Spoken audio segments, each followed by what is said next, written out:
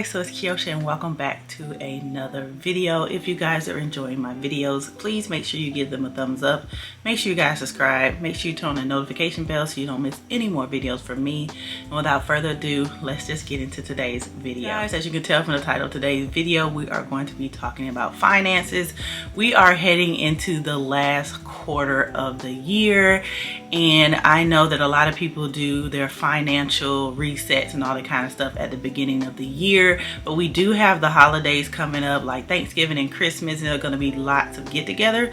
So you probably want to make sure you're looking into your finances before the beginning of the year so you can kind of head off some of the things that may happen when we have holidays. You know, people like to overspend. They don't really pay attention to their budgets. They just want to have a good time around this time of the year. But if you start looking at these 5 financial mistakes that you're making now and kind of plan ahead for the future, then that hit won't be as hard. So let's just get into the video and talk about the 5 financial mistakes you're making when it comes to your finances. So the first financial mistake is not having a budget. A budget is a financial map that tells you what it is you plan to do with your money. If you don't have a plan for your money, then you most likely will not have any money.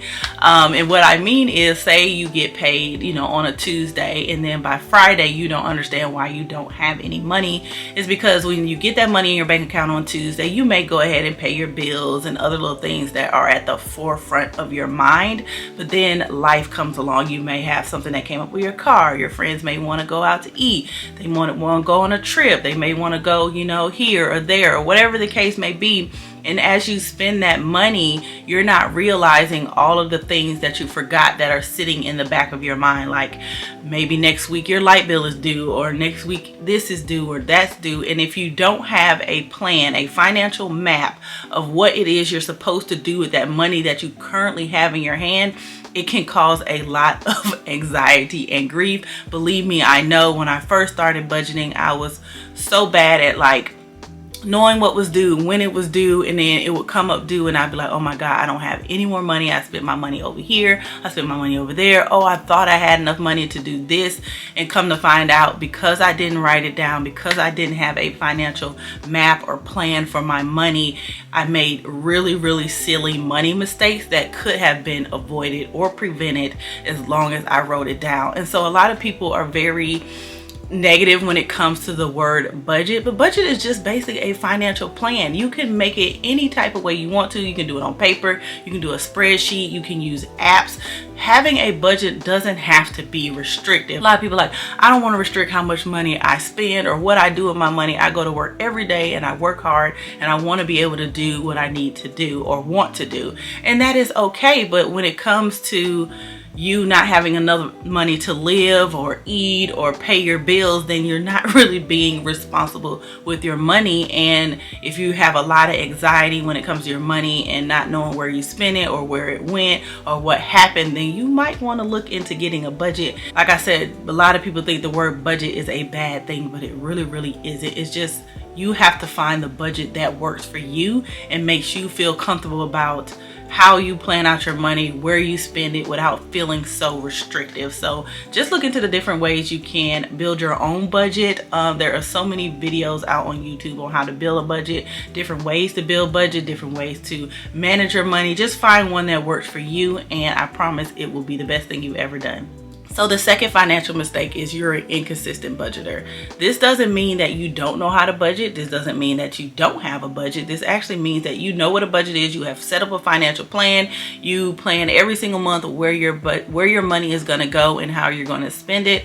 But when you become inconsistent is when things don't go the way that you expect them to go. As we all know, life throws curveballs all the time and things don't always go the way you want them to go. And so you could be doing fine like January, February, March with your budget, and then something unexpectedly comes up in April and you're just like, forget it, I'm not going to even be bothered with the rest of April and I'll start over in May. And that is great, because we all know that things come up and sometimes your budget will just get out of whack, and so you have to reset it or refigure out how to allocate money for unexpected things that come up or just emergencies in general. But when you get back on track in May, say some little thing happens, then you're back off track in June. You have to learn how to take those inconsistencies, those emergencies, those unexpected incidents, and work them within your budget without actually quitting or yo-yoing your budget. So don't just do January, February, March, and then you mess up in April and you're like, oh, forget April, May, June, July, I'm just gonna do whatever, and then, oh, I need to get back started in July. You need to roll with the punches. Basically, you need to look at your budget as a whole and see if you're an inconsistent budget. Is it something that you're doing in your budget? Is it something that you're forgetting? Is it something that you can plan for? Maybe have an emergency fund or a life happens fund. It's just where I put money aside, and in case something comes up or things happen or unexpected emergencies, my kids need something, my mom needs something, whatever the case may be, I can pull out of that and still keep my regular budget as is, as I planned it, and can pull from those areas versus messing up my whole budget. So whenever you mess up, don't become an inconsistent budgeter. Don't throw the whole plan away. Just figure out how you can plan ahead for those unexpected emergencies or just life happen type situations, and work it into your budget. And this will help you become a much more consistent budgeter, because you'll know that, oh my gosh, I have this over here and now I feel like I'm really on top of it. I can use this money over here for whatever came up expected, and then I can build that back up in case something else happens again. So just work on a plan and patterns of why you're an inconsistent budget. Is it the same emergency all the time? Is it the same person wanting to borrow money all the time?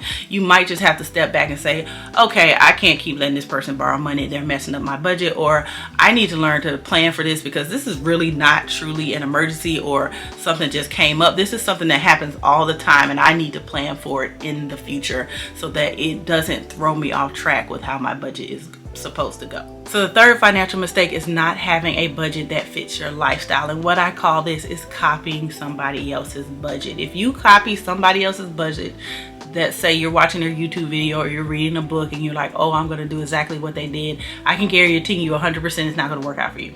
It's not going to work out for you for so many simple reasons. Number one, they may have more money than you. They may have a spouse. They may have a kid. They may have like other responsibilities that you don't have. And so you copying exactly what they're doing is guaranteed to fail, because you're not going to these people to copy exactly what they're doing, because your lifestyles are probably completely different. You need to take inspiration from what they do, and you need to take inspiration for how they set up their budget and make it fit your life. You need to make that budget or that budgeting concept or strategy perfect for your lifestyle that you currently live, and for the money you make, for whether you have a spouse, whether you have kids, whatever the case may be. You need to plug in all of your information into that budget. If it's an app, if it's a spreadsheet, or whatever the case, and you need to figure out how much can you afford on the lifestyle that you actually live, not what you wish you had. A lot of people look at people's budgets and they're like, oh my gosh, I just wish I had, I think I could make it fit into my budget. And we all know about people living above their means and trying to portray more things than they have within the budget that is very limited. Don't fall victim to that. Make sure if you are trying to set up a budget for your lifestyle, you keep it within your lifestyle, starting with how much money you make, the things that you owe, the things you are required to pay, and all those kind of things. Make sure you're not copying, okay? Don't copy. Take inspiration. Inspiration can be very, very powerful thing if done correctly, but if you're just copying, your budget definitely will not work. So make sure you are creating the perfect budget for your lifestyle. The fourth mistake is not having a flexible or realistic budget, and it kind of goes hand in hand with the third mistake that you make when it comes to your finances. So you have to make sure that your budget is flexible. We all know that sometimes we have fixed expenses where the price of those expenses are going to be the same amount every single month, like clockwork. But there are other expenses that are variable, like your light bill, your gas bill. You know, your light bill could be higher in the summer or the winter when you have guests or not have guests. Your water bill can be higher or lower depending on what's going on. Your gas bill, especially if you have to pay for gas, could be lower in the summer and higher in the winter. So you have to make sure that your budget is flexible enough to be able to fluctuate with the time of the year it is within your budget setup. And so being flexible will also help you from being frustrated about not having enough money, because as the summer goes away and the winter months kind of come in, you can kind of like put extra money into your gas bill. If you know your gas bill is going to be higher because you're going to be using more gas to heat your home, just like in the summertime, you can start putting when the fall breaks and it comes down to spring and it's about to get hot in the summer, you can put a little bit more money into your light bill, or however you air condition your home, wherever you may live.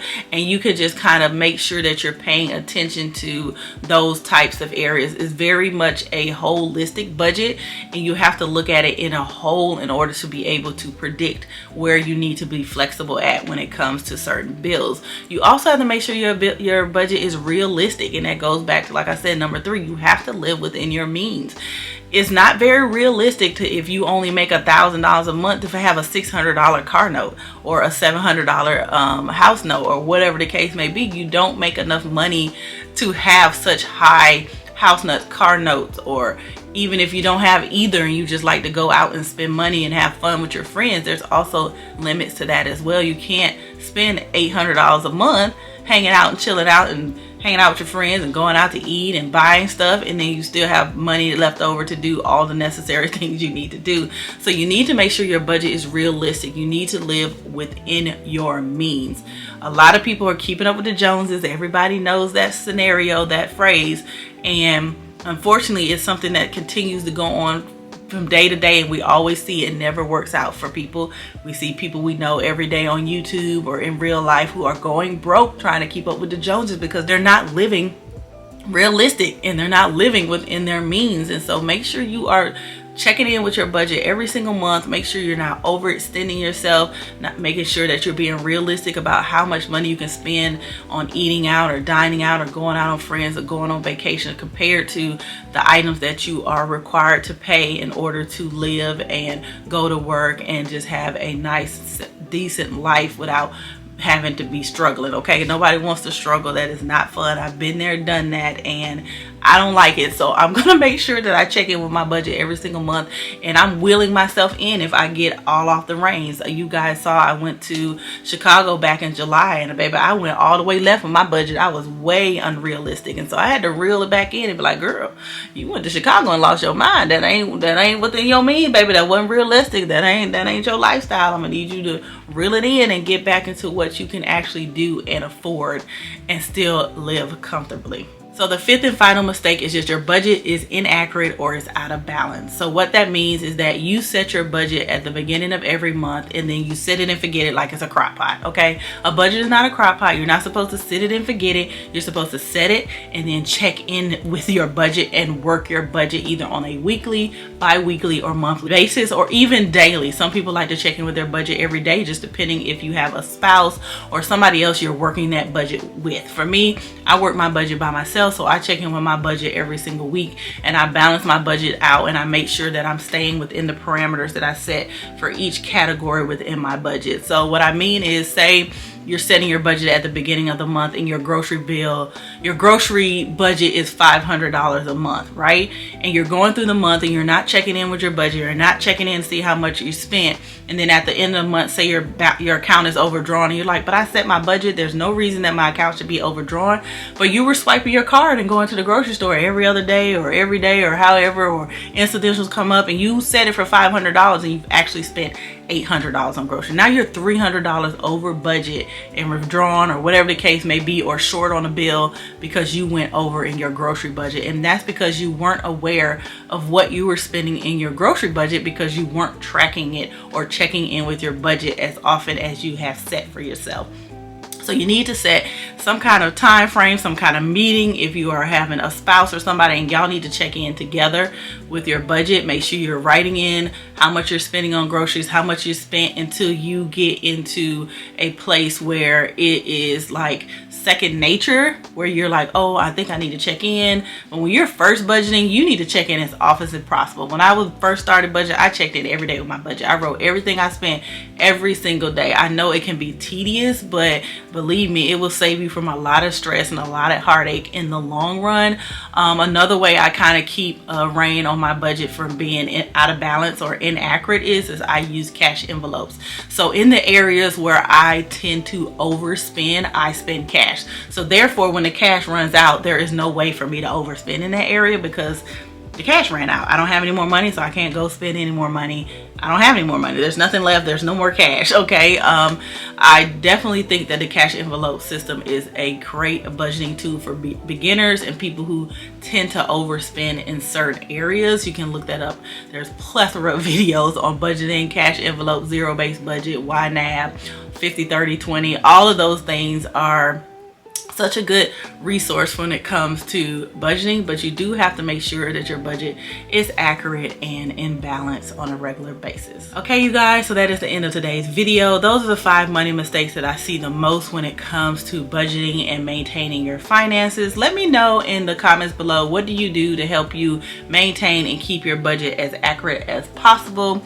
If you enjoyed today's video, make sure you give it a thumbs up. Make sure you guys subscribe. Make sure you turn on that notification bell so you don't miss any more videos from me. And I will see you guys in the next video on Wednesday. Bye.